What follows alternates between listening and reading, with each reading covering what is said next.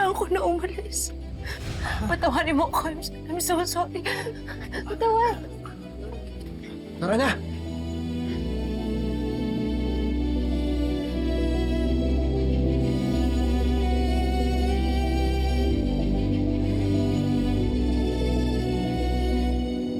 Lorena!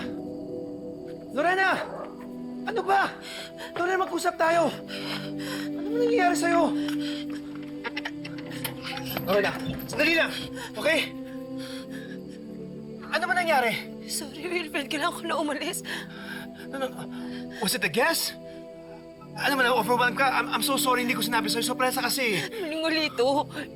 Malito. Mali tayo. Hindi ko dapat ginawa ito. Pasensya ka na. Sorry. Lorena, we were just okay kanina lang ah. Now, if it's about the proposal, if you're not ready, it's okay, we can wait.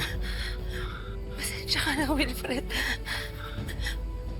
Pasensya ka na, hindi tayo pwede.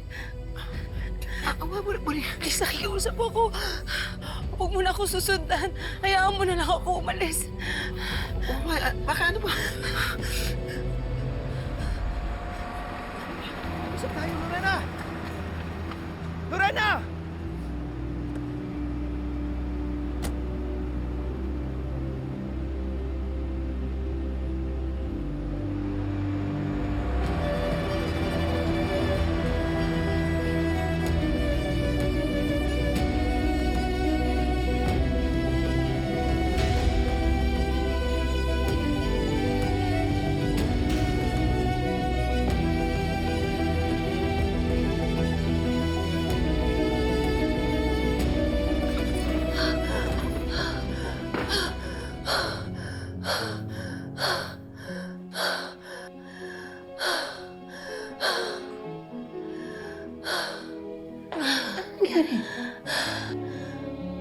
Parang nag-aya siya ng kasal.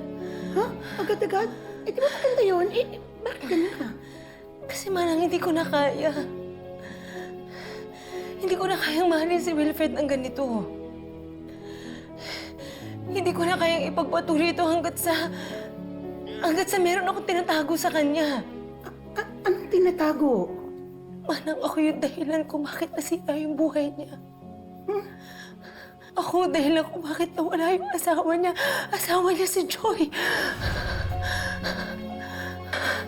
Diyos ko, ako yung nakapatay sa asawa niya. Ako yung nakapatay kay Joy. Diyos ko. Diyos ko. Bakit yung pamilya pa niya yung nakilala ko? Bakit yung pamilya pa ng asawang napatay ko? Yung minahal ko? Anong gagawin ko, Manang? Hindi ko maintindihan. Anong gagawin ko? Anong gagawin ko? Anong gagawin ko, Manang?